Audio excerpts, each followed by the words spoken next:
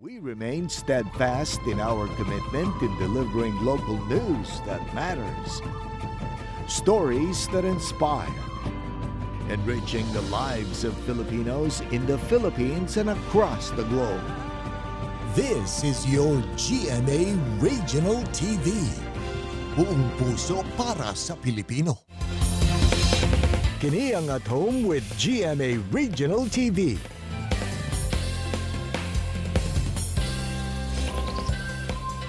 Mayong buntag, Southern Mindanao ug South Central Mindanao. Kini ang At Home with GMA Regional TV.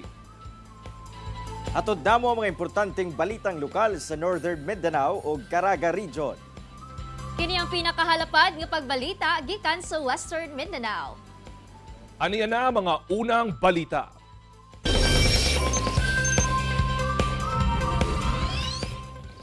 Nag-abli na ang mga pampublikong eskwelahan alang sa school year 2023-2024.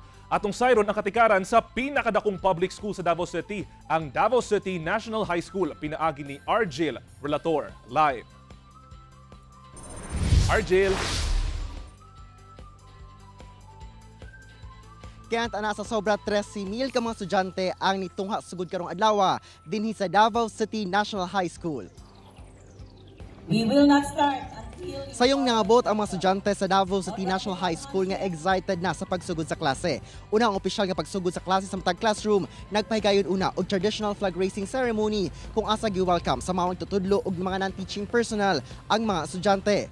Base sa datos sa DepEd Davao City Division, ana sa 13,721 ang enrolled students sa City High para sa school year 2023-2024 nga mao'y pinakadako ug dunay pinakataas nga student population sa mga pampublikong eskwelahan sa Davao City ingon man sa Davao Region. Sa kadaghan sa mga estudyante, padayon gihapon nga ipatuman ang shifting sa klase. Dunay morning shift nga magsugod sa 6:15 sa buntag hangtod 12:30 sa udto ug ang afternoon shift nga magsugod og 12:30 sa udto hangtod na sa 6:45 sa gabii. In-person learning ay ipatumang primary learning modality sa maong eskwelahan. Tungod kay first day high, gitugtan una ang makasulod ang mga ginikanan aron ihatod ang ilang grade 7 students nga anak. Luyo nga nagsugod na ang klase, mudawat gihapon ang enrollees ang eskwelahan.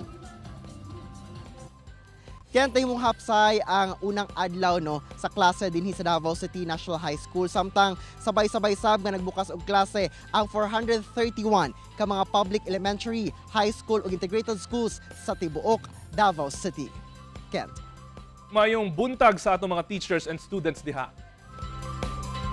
Ubay-ubay ka mga Cagayanon ang miduyog sa prosesyon sa gipahigayon sa St. Augustine Metropolitan Cathedral Church sa Cagayan de Oro City atul sa kapistahan sa patron sa Dakbayan.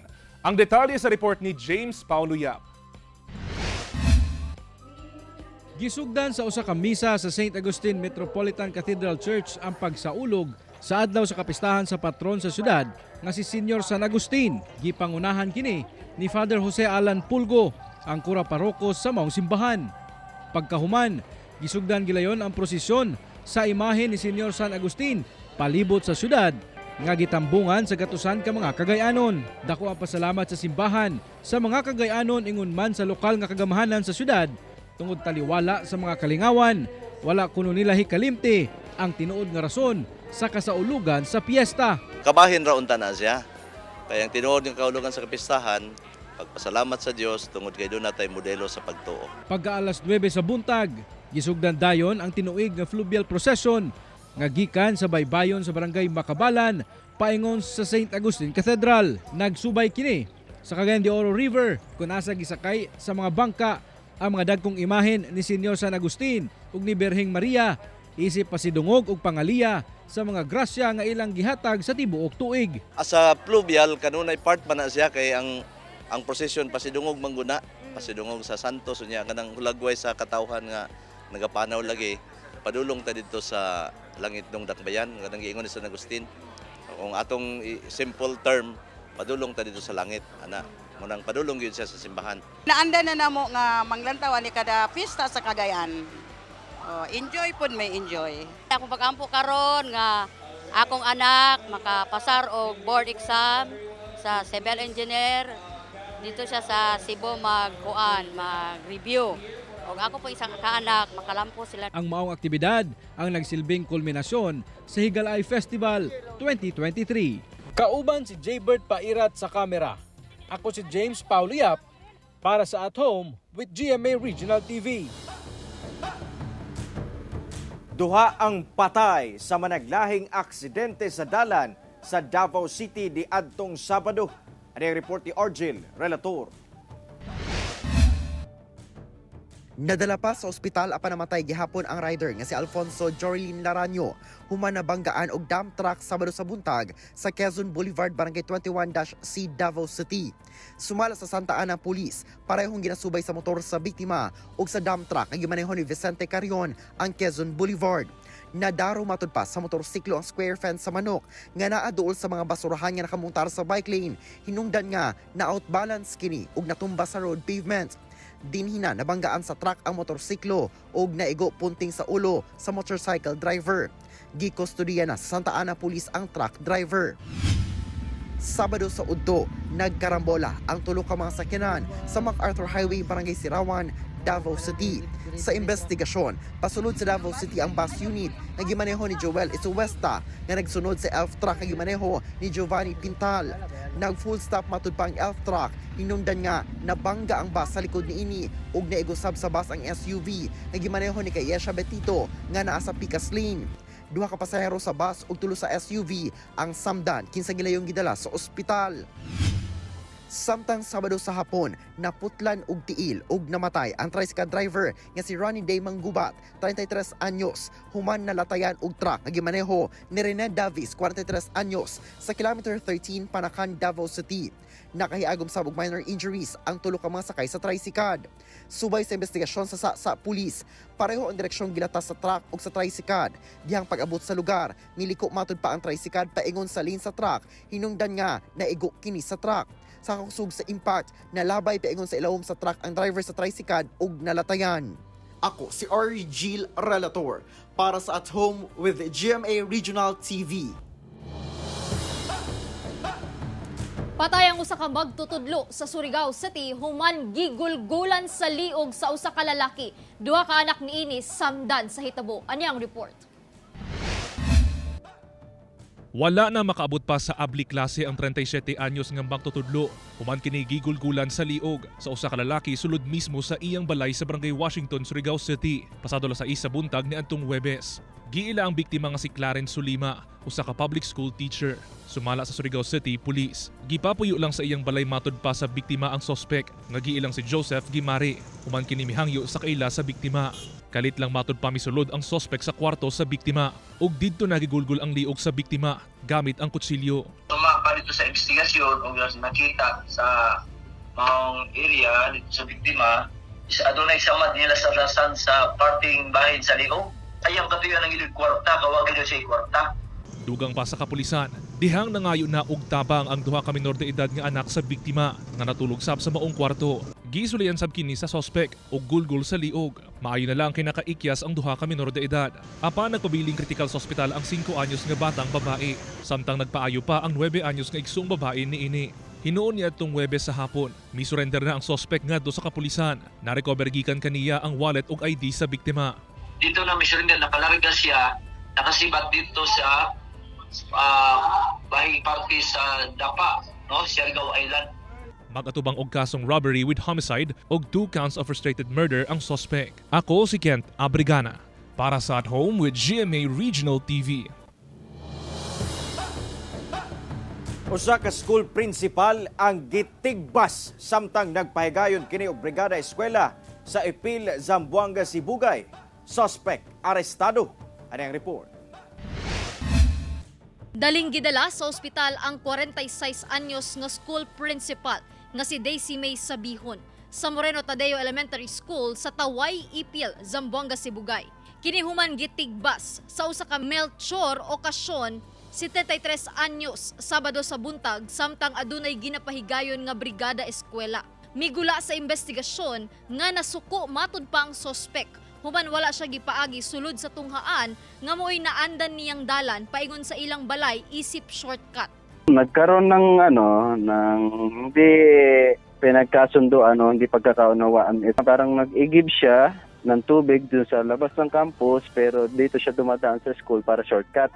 Nung time na dadaan siya is nakasarado yung dadaanan, yung pathway. So sinabihan daw siya na umikot na lang. Doon nagumpisa yung argument nila. Nakahiagom ang prinsipal og samad tinigbasan sa walang bahin sa tiyan og sa ulo niini. Hinuon stable na matud pa ang kondisyon niya. Samtang ang sospetsado daling gidakop sa mga volunteers sa Brigada Eskwela og dali kining gi-turn over sa mga mirespondeng kapulisan. Nagmahay matud pa ang sospek sa iyang nahimo. Daghan naman sa bagulbol, inginan mo kong bastos niya, di na magkaagi yung tanan di eskulahan. Siyempre, wala na akong buot. Gamay lagi siguro to. Pwede naman siguro na akong maka-istorya siguro. Mga kong pasaylo yun. Sa karon gipaabot matud pa sa kapulisan kung pasakaan og kaso ang maong sospek samtang nakadetain kini sa Ipil Municipal Police Station. Asawa, ang sabi ng asawa kasi pulis yung asawa, sabi hindi na daw sila magpa-file ng kaso. Naghihintay pa kami ng desisyon nilang mag-asawa. So yung sa akin lang is unawaan lang din and respeto ba. Wag idaan sa init ng ulo lahat ng mga problema nila. Ako si Krisa Dapitan para sa At Home with GMA Regional TV.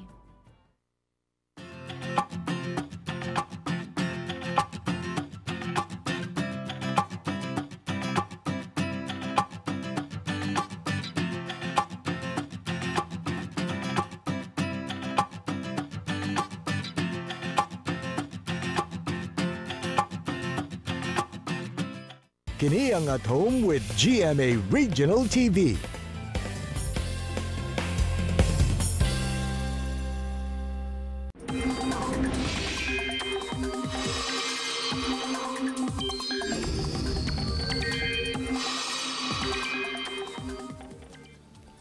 Mga kapuso, nagsugod na pag-usab ang direksyon nga ginasubay sa Bagyong Guring.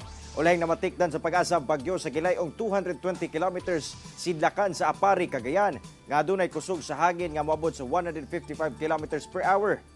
Nakataas karon ang Tropical Cyclone Wind Signal number 3 sa northeastern portion sa Babuyan Islands. Sumala sa pag-asa, lauman ang dili maayong panahon sa maong lugar. Signal number 2 sab sa Batanes ug nabiling parte sa Babuyan Islands ug mga lugar sa Santa Ana o Gonzaga sa Cagayan. Samtang wind signal number 1 sa northern ug eastern portion sa mainland Cagayan, eastern portion sa Isabela, northern portion sa Apayao ug northern portion sa Ilocos Norte. Base sa forecast sa pag-asa, ugma posibleng moagi duol o kaha maglandfall sa Batanes ang Bagyong Guring. Posible sab nga subli kining mokusog ngadto sa usa ka super typhoon una mogawas sa Par, Huwebes sa buntag o gabii. Padayon sab nga nagkakusog ang usa pa ka bagyo nga anaa sa Pacific Ocean. Usa na kini ka tropical storm nga adunay international name nga Haikui na matikdan kini sa gilayong 1,885 kilometers sidlakan sa northern Luzon. Base sa wind forecast sa Metro Weather, posibleng mosulod ugma sa Par ang bagyo nga tawagong Hana. Bisan ang northern Luzon ang pinakapektado sa bagyo, mangandam gyapon ang ubang parte sa nasod sa ulan nga dala sa habagat nga ginabira o gipakusog sa bagyo. Apektado karon sa habagat ang central ug southern Luzon, Visayas ug Mindanao. Nakataas ang gale warning sa kabaybayunan sa Luzon, Visayas, Camiguin, Dinagat ug western coast sa Surigao del Norte.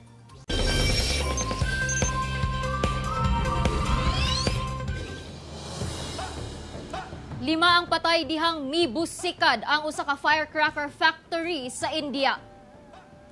Usa ka pagbusikad ang nahitabo sa usa ka illegal firecracker factory sa North 24 Pargana District sa India. Kung asa 5 ka tawo ang patay sa maong pagbusikad. Ang gambalay nga nahimutangan sa firecracker factory ang nahugmaksab ug mga na-recover nga biktima ang nasunog ang mga lawas. Gidala pa kini sa ospital apan gideklara ng patay.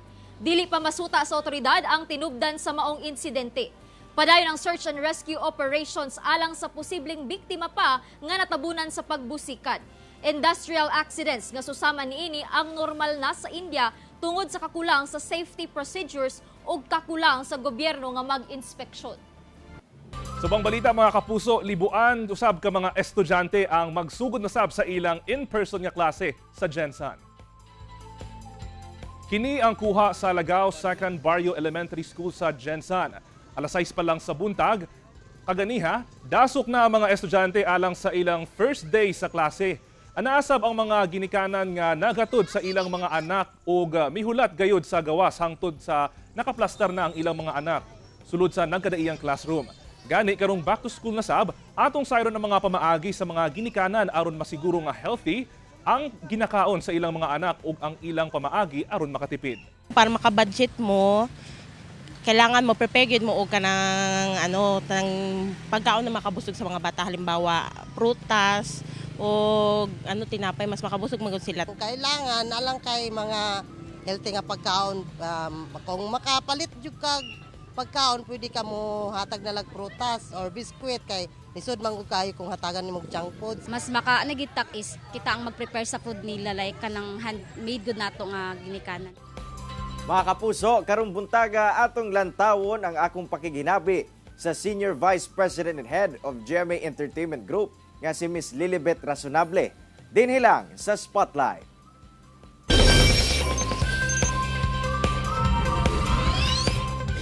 Mga kapuso, this morning I am honored to welcome the Senior Vice President and Head of GMA Networks Entertainment Group, responsible for producing top primetime shows like Voltes 5 Legacy, Maria Clara at Ibarra, Abot Kamay na Pangarap, Bubble Gang, and many more. Please welcome Miss Lilibet G. Razonable. Miss Lilibet, welcome po sa Cagayan de Oro City and at home with GMA Regional TV. Greet nyo naman po yung mga kapuso viewers natin all over Mindanao. Magandang umaga sa lahat ng ating mga kapuso na nanonood sa buong Mindanao. You are overseeing many programs. Paano nyo po binabalanse o nakikita yung programa sa tingin nyo mag-hit o papatok sa ating mga televiewers? Alam mo yan ang isa sa mga pinakamahirap gawin. You have criteria that you follow, that they have to be relatable, the characters have to mirror characters in real life na pwedeng mangyari sa sarili nilang buhay, pero hindi siya surefire na minsan akala mo nagawa mo na lahat, sa tingin mo ay relatable, pero sometimes it is not as patronized as your other programs. So it's really a constant learning experience. Ma'am, kamakailan, aside from Voltes 5 Legacy, yung Maria Clara at Ibarra naging hit rin globally. Sa inyo po, ano po yung parang nafe-feel nyo na kinikilala na po yung trabaho ng ating network? Siyempre, nakakataba ng puso, nakaka-proud na kasama ka dun sa team na bumuo nito, na gumawa nito. At nakikita mo na talagang may kakayanan ang mga Pilipino na gumawa ng world-class programs and content na hindi lang entertaining pero talagang may maibibigay at mai-contribute sa mga televiewers. Ma'am, para po sa ating mga kapuso viewers sa Mindanao this morning, do you have any message po sa kanila? Lalo na po sa mga gustong pumasok sa industriya. Maraming salamat sa pagtangkilik sa mga programa ng GMA. Para dun sa mga gustong pumasok sa ating larangan, basta't maghanda kayo sa isang very work-intensive na career, but definitely very rewarding dahil sa mga makakasalimuhan nyo, mga makakatrabaho nyo, mga taong makikilala nyo from all walks of life. Alright, dagang salamat Miss Lilibet Razonable sa oras at panahon na iyong ibinigay sa At Home with GMA Regional TV. Mga kapuso, standby lang kay mo balik pa ang At Home with GMA Regional TV. Kini ang At Home with GMA Regional TV.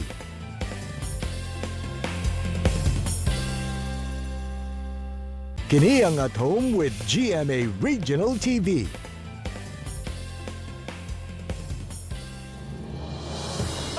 Nagpahigayon ang Zamboanga City Jail male dormitory ug random drug test alang sa kapinduha ka libo nga persons deprived of liberty lakip mga personahe sa pasilidad. Ani ang report?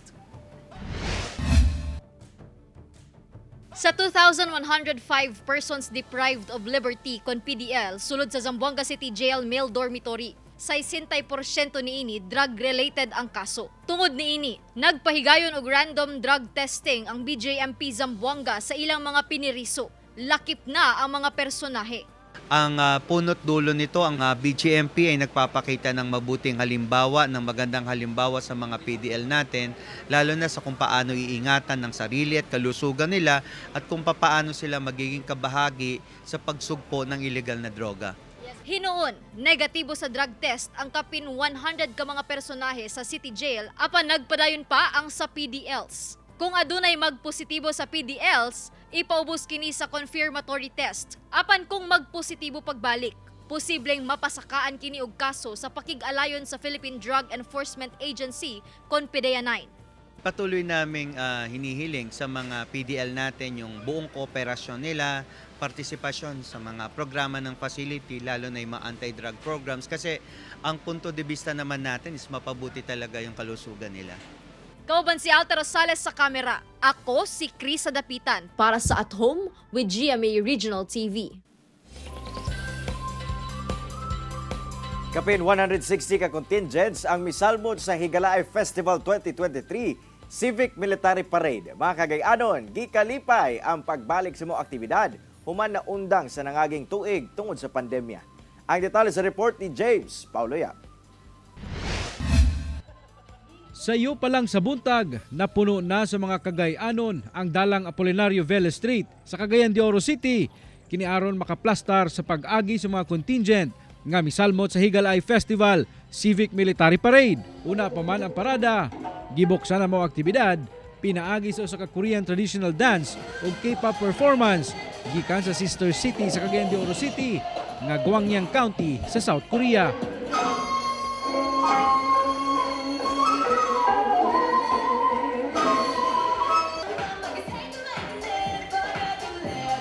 Sa pagsugod sa parada, dili matago sa mga kagay-anon ang ilang excitement tungod pipila sab kakatuigan nga nahunong ang maong aktibidad tungod sa pandemya. 3 years nga wala tayong mga parin-parin, karon pa gyud dayon nga grabe gyud kakabibo. Napulo sab ka mga floats ang nag-indigay ato sa maong parada kung asa ilang gipakita ang kasaysayan sa Cagayan de Oro City. Present sab sa maong parada si Cagayan de Oro City Mayor Rolando Uy, City Vice Mayor Jocelyn Rodriguez o ang mga konsehal sa 20th City Council. Lakip ang baguhay lang nga nakoronahan nga Miss Cagayan de Oro City nga si Vince Tormis. Mas nagmabulukon pa ang Higalaay Festival Civic and Military Parade. Human ginigisalmutan sa kapin 160 ka mga contingents. Sumala sa Cagayan de Oro City LGU nga kinina ang pinakadaghang contingents nga misalmot sa Higalaay Parade. Ikalipay sab nila ang partisipasyon sa mga kagayanon nga maoy tiunay nga pasabot sa Higalaay.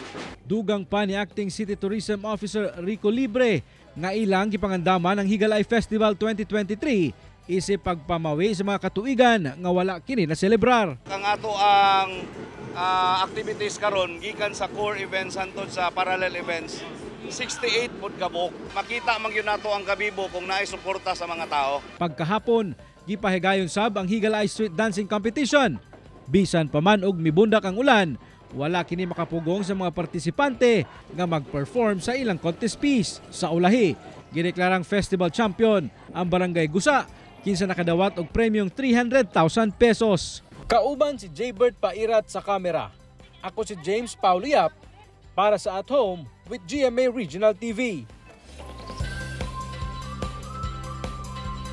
Kapinsay 60 ka inmates sa Zamboanga City Jail malampusong mi-graduate pinaagi sa Alternative Learning System.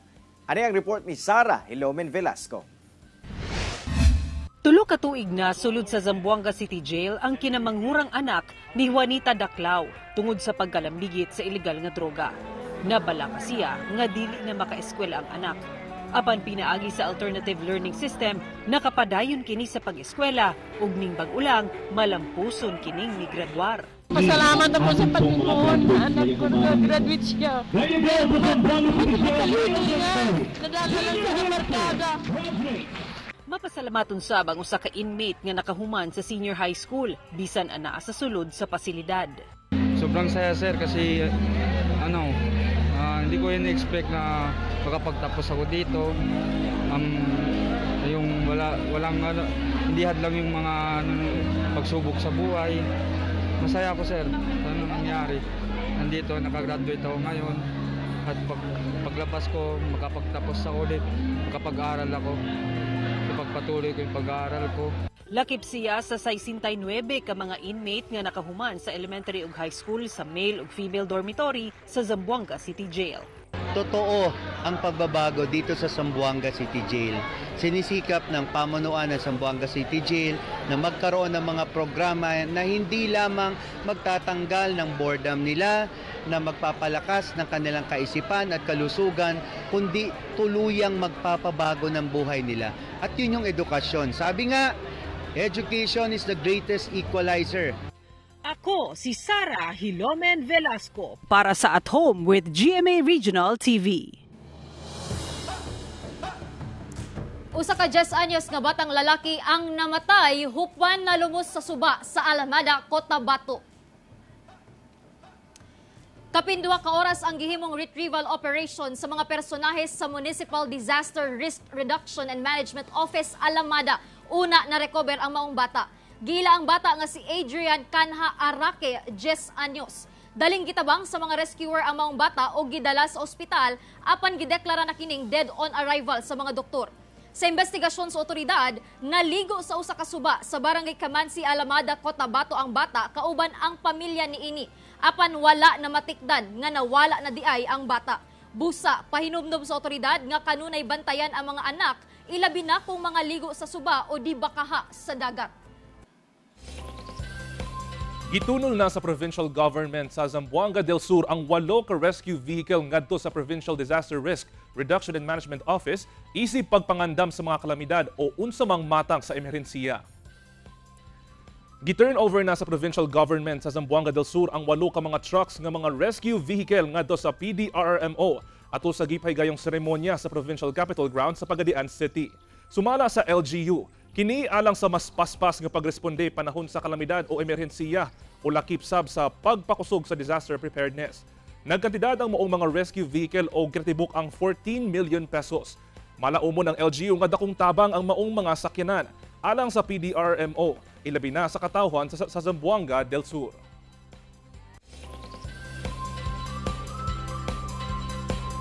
Mao kadto ang mga uling balita sa Mindanao karong adlaw. Mamahimo ninyo kining makita pag-usab pinagi sa pagbisita sa official website sa GMA Regional TV o bisitaha ang among official YouTube channel o i-click ang subscribe button para sa pinakaulahing balita. Daghang salamat sa mga kapuso sa Mindanao nga nagalantaw kanamog sa mga kapuso abroad. Padayon lang sa pagtutok sa mga lokal nga balita matag adlaw tungod sa GMA Regional TV. Local news matters. Kami sa At Home with GMA Regional TV. Tibuok puwersa para sa mas dakong misyon ug mas halapad nga pagserbisyo sa nasod.